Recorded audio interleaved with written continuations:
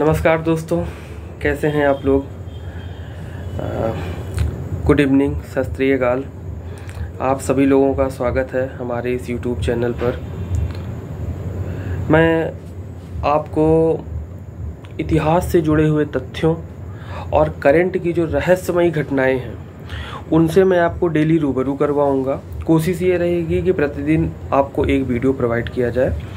खैर, समय ना वेस्ट करते हुए चलते हैं अपने इस टॉपिक पर। आज का हमारा टॉपिक है सुएज नहर, सुएज कनाल।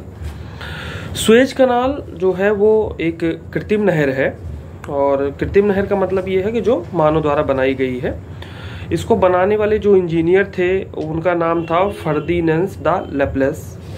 इस इंजीनियर ने इसको बनाया था। और ये नहर एक भूमध्य सागर है, भूमध्य सागर को लाल सागर से कनेक्ट करती है ये नहर। इसका जो निर्माण था वो 1859 से 1869 के बीच में हुआ।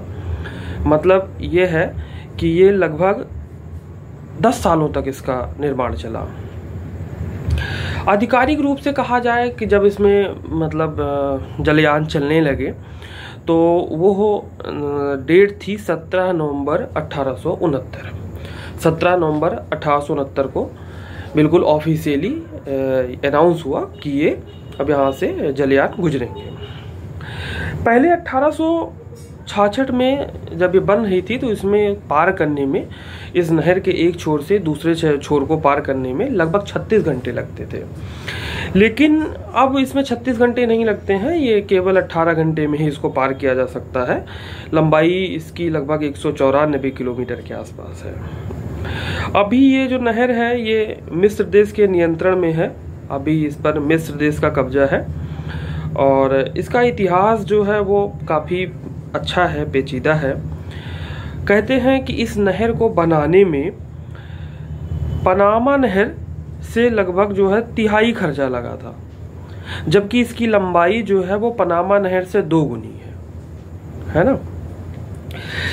इसका जो परिचालन है वो एक सुएज कनाल कंपनी थी, वो करती थी।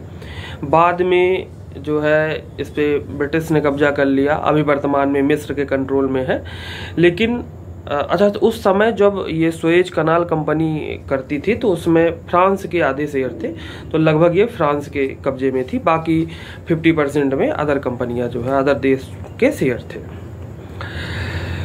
जब ये सुएज कनाल कंपनी परिचालन करती थी तो ये था कि इस नहर पर किसी भी देश की सेना नहीं रहेगी, ना ही किसी देश का नियंत्रण रहेगा।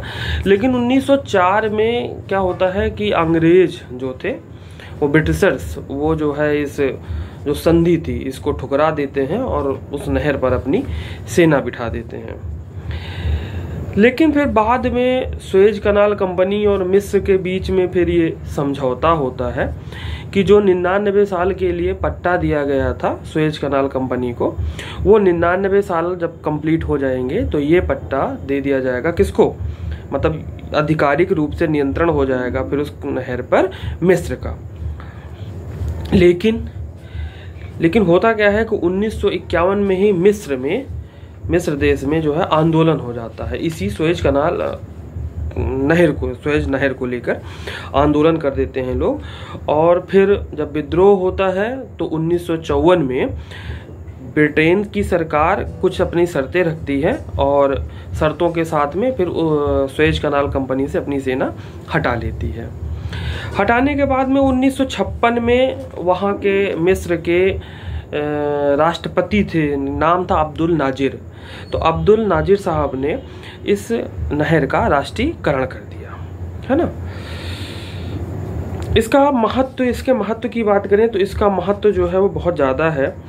इस नहर ये जब बन गई तो इसके बनने से एशिया, यूरोप से, क्योंकि यूरोप में स्थित है, तो यूरोप से अगर एशिया आना हो या अफ्रीका महाद्वीप के किसी देश में जाना हो तो लगभग 6000 मील की दूरी जो है वो बच जाती है।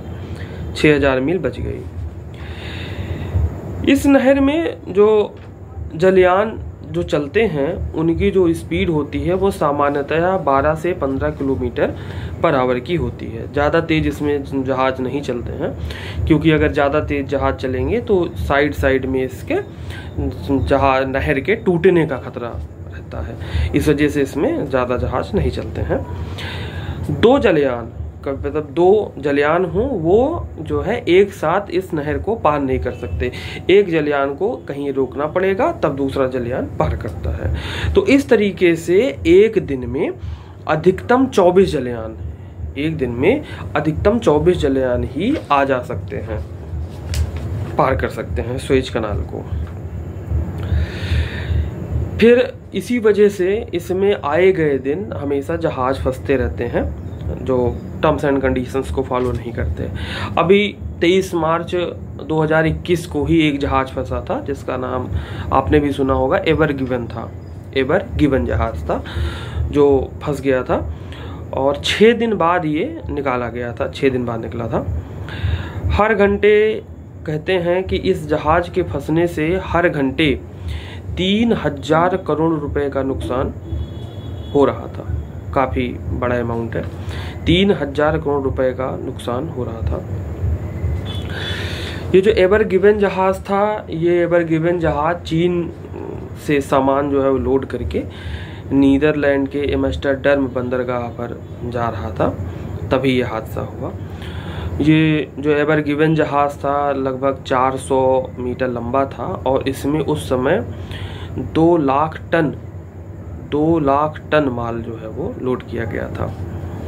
और जो जहाज का परिचालन था, सौभाग्य की बात है कि उसमें 25 जो चालक दल थे उसमें से 25 चालक दल भारतीय थे, है ना।